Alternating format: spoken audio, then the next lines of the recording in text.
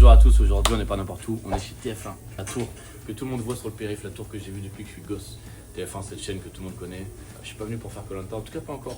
D'ailleurs, je laisse un petit message, c'est un truc que j'aimerais bien faire. Je suis venu pour la matinale de Bruce Toussaint pour présenter une recette méditerranéenne. Le soleil commence à présenter ses premiers rayons. L'idée c'était de leur présenter une petite recette autour d'un risotto romikmaki à la mometchek avec du chorizo, des coquillages, des gambas, enfin bref. Vous allez voir, en tout cas je suis trop content d'être là. C'est la première sur TF1 en dehors de ce que j'ai fait avec Laurent Mariotte, c'est la première fois que je viens ici. Écoute, j'espère passer un bon moment en tout cas. Après, c'est le timing. C'est juste. Parce que là, à quelle heure on y va nous? À 15, c'est ça? Ouais, on y va vers 12 là. Il y a quand même pas mal d'ingrédients, faut quand même pas se tromper. Des fois, c'est des trucs un peu pratiques de la maison. Bien sûr. On y va, les gars, on y va. Ça part en freestyle. T'as compris? J'ai 10 minutes pour qu'il saute. Il est temps d'accueillir le chef Mohamed Chek avec Stéphane Etcheverry. On est vraiment à l'ancienne. Temps pour les détails.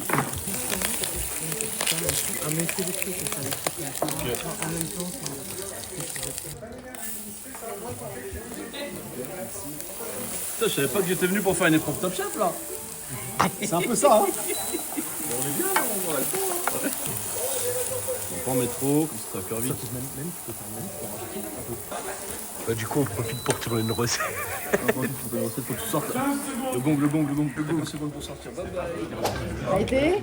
Bah ouais, nickel, challenging hein. Ah bah oui, challenge. J'ai revécu un peu Top Chef en live. Alors? Pas mal, Il est bon. pas mal. Même quand il faut speeder et tout, il est bon. Il est bon dans toutes les situations, il s'adapte bien. Et il est bon. Il débute ou pas? Il fait quoi? Ouais, il est nouveau, il est nouveau. débute, il est nouveau. C'est un petit jeune plein d'avenir, ouais. J'ai vu un peu de lumière sur un C'est une tuerie. C'est une tuerie. C'est un métier. Hein. Ouais. Merci, chef. Paris-Russie, mesdames, messieurs, c'était challenging, il en fallait pas une minute de moins, hein, je vous le dis. Hein. Là, c'était. On est passé Rasilus. Deuxième journée qui commence, je rigole, c'est toujours la même. Là, on est où? On est à Créteil. Je vous présente plus, chill. On va aller voir si les équipes vont bien, si tout va bien. On est en plein ramadan, ce qui m'intéresse, c'est de voir s'il y a du monde à midi ou pas. On attend Alexis du pari d'Alexis. Donc la journée marathon continue. Vous allez voir, j'ai quelques surprises encore dans la journée. C'est loin d'être terminé. Comment ça va tout le monde? Je savais qu'il y allait y avoir du monde, mais pas à ce moment-là. Ouais. Vous êtes victime de votre succès en fait. Ouais, On fait donc, un bon choix au niveau stratégique Créteil. Ouais, on est c'est content, un hein. super choix. Donc, et je pense qu'après il y aura d'autres restaurants. Alors bienvenue dans le restaurant de Mohamed Chek, Chill, Créteil Soleil. Chill, on trouve d'abord du poulet frit, et pas n'importe lequel, français, nature d'éleveur. Donc on a des burgers, des wings panés, des wings rôtis enrobés, des pops, et puis des belles petites frites garnies de cheddar et compagnie. Quoi. Ce qui est très très important chez nous, et c'est là-dessus qu'on a voulu faire la différence, parce que je suis chef de cuisine, c'est sur les produits. Tout est français, tout a une origine particulière, que des produits frais de qualité. Voilà, on est sur un poulet nature d'éleveur, donc qui respecte la nature et l'éleveur 100% français. On fait partie des rares à le faire, c'est important de le dire. Notre pain est français, sans huile de palme, sans bazar.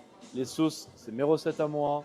Elles sont sans additifs, sans exhausteur de goût, c'est que des produits naturels. Donc voilà, on est content, on a réussi à faire un truc qui reste accessible. Ouais. Voilà, ça reste accessible. Le premier menu démarre à 9,90 €, burger, frites, boisson. Et le plus cher est à 12,90 €. Toujours burger, frites, boisson. C'est quand même pas mal. On a les sauces forcément à prendre en supplément. On est à 50 centimes. Le même prix qu'une sauce de grande marque chez les concurrents. Sauf que c'est mes recettes à moi et qu'elles sont faites avec des produits de qualité. Voilà, on a essayé de faire une salle aussi un petit peu confortable avec des matériaux un peu nature. On a du cuir, du bois, du métal. Voilà, l'idée c'est de se retrouver dans un lieu un peu street entre guillemets, tout en gardant un aspect où on peut recevoir en fait tout le monde quoi. Qu'est-ce qu'on a dedans? Yes. Un bon potatoes ben moelleux, sauce paname pepper, rondelle d'oignon, galette de pommes de terre, 2 tranches de cheddar, poulet pané mesdames et messieurs français, salade batavia, sauce paname pepper, secrète évidemment. On va te mettre des petits wings panés aussi, un petit cookie chocolat blanc framboise. Il faut qu'on mette beaucoup plus en avant qu'on ait un poulet français, etc. Tu vois, parce que il y en a très peu qui le font, tu vois, forcément ils n'en parlent pas.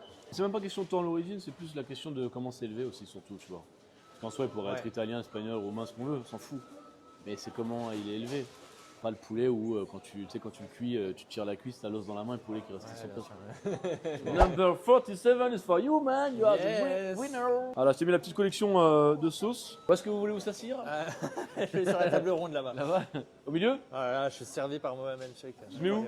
Ouais, la grosse là. La grosse table? Ouais. C'est pas dans la demi-mesure. Hein. On n'oubliera pas de mettre un petit commentaire. Hein. Petite sauce, le poulet, le burger, les frites, le cookie qui est là, une petite boisson fraîche. Monsieur, vous allez prendre place. Merci. Salut, voici, c'est Mohamed Chek. Me voici. Alors, en tant que chef de cuisine, c'était très important pour moi de travailler uniquement avec de la volaille française. C'était le minimum à faire, contrairement à ce que font d'autres. Si c'est pour raconter ma vie au quotidien en disant je fais attention aux petits producteurs, aux maraîchers, aux saisons, etc.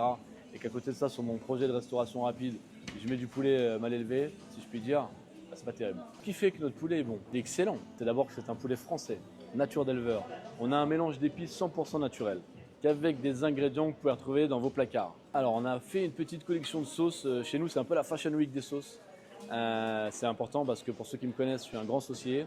Et comme disent les grands chefs, la sauce, c'est un grand plat. Du coup, si vous aimez le piment, dirigez-vous sur une sauce chili aïe aïe aïe. C'est très piquant. Vous avez aussi la bombe barbecue qui est relevée, qui pique un petit peu le bout des lèvres. Et c'est toujours la même journée, mesdames, messieurs. Quelle heure est-il 13h30 sur ma montre au compteur. Là, je commence à fatiguer. Oh. On est à Meida, Saint-Ouen. Allez voir ce qu'on fait, c'est bien. Allez, on part en Méditerranée. Troisième partie de la journée, maintenant on est à Meida avec M6 pour parler producteurs avec Charer et Lydia qui nous a ramené des super légumes. Vous allez voir, on va faire une belle petite recette. On parle producteur avec M6, mesdames, messieurs. La journée marathon est loin d'être terminée. Salut Mohamed. Salut, ça va? Et toi? Ouais, ça va. Je t'ai ramené des petits produits sympas là, de saison qui viennent de démarrer. Génial, Comme c'est ça, beau. tu nous mettras du soleil dans l'assiette. C'est On très en a très besoin beau, en ce moment. comme d'habitude. Bon, et moi j'ai envie de vous dire, ça me donne envie de passer en cuisine. J'ai envie de faire une recette avec tous ces beaux légumes.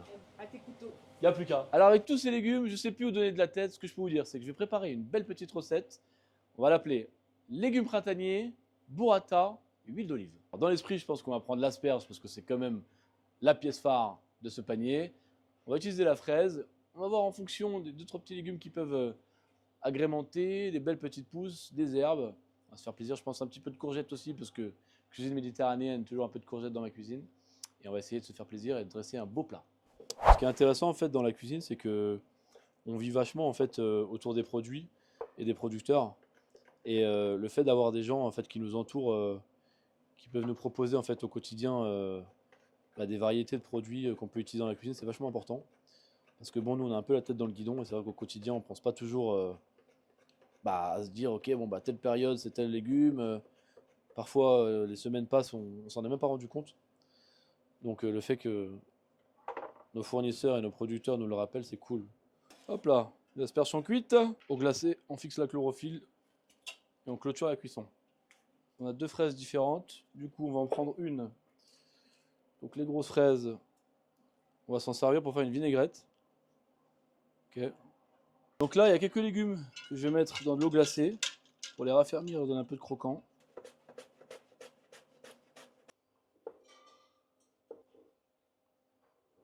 Alors, on va commencer par la crème de burrata. Donc moi, ce que j'adore, c'est mettre vraiment le cœur de la burrata au milieu de l'assiette. Voilà. On va assaisonner nos légumes à l'huile d'olive.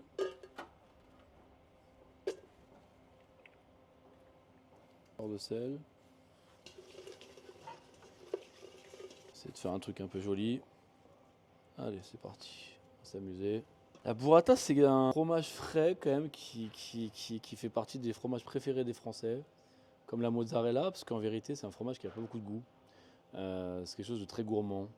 Ça se mange facilement avec du pain, ça plaît à tout le monde, ça s'associe avec beaucoup de choses. On continue avec les petits légumes, toujours assaisonnés. Vous voyez, le fait de les avoir mis dans de l'eau glacée, ça se recroqueville. C'est très joli. On va assaisonner la burrata, parce qu'une fois qu'on l'aura recouvert, on pourra plus le faire. Pour moi, la burrata, c'est sel, poivre. Et pas n'importe quel sel, et pas n'importe quel poivre. La fleur de sel et du poivre mignonnette. On pourrait mettre de l'origan aussi. C'est quelque chose que j'aime beaucoup. Mais là, il y avait pas mal de petits produits dans le panier. Donc là, on a mis un petit peu de cébette. On aurait pu mettre de l'oignon nouveau, ça marche aussi. On va commencer à composer un petit peu avec les fraises. Voilà. Donc les fraises, on les laisse au naturel, d'accord? Parce que il faut qu'on ressente la saveur quand même. Très très important.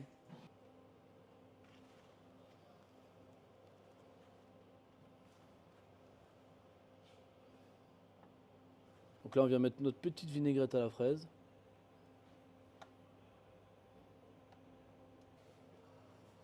Et voilà un bon petit plat printanier. Vous avez une super belle assiette composée de légumes de printemps, de petits producteurs avec lesquels le chef collabore. Pour ce faire, une petite stracciatella de burrata des pouilles avec une vinaigrette à la fraise et balsamique rosé, quelques petits légumes croquants de saison, tagettes et fenouil sauvages sur le dessus, avec quelques petites olives kalamata. Bonne dégustation, allez bien chercher au milieu pour avoir tous les éléments. Merci beaucoup. Voilà. Très craquant et très frais. Est-ce que c'est validé? C'est validé. Bon, bah écoutez, on en reparle d'ici cet été. D'ici le printemps, même prochaine carte. Peut-être qu'on pourra songer à mettre un produit comme ça à la carte. Il y a de plus en plus de gens qui veulent manger des légumes puisqu'ils ne le font pas à la maison.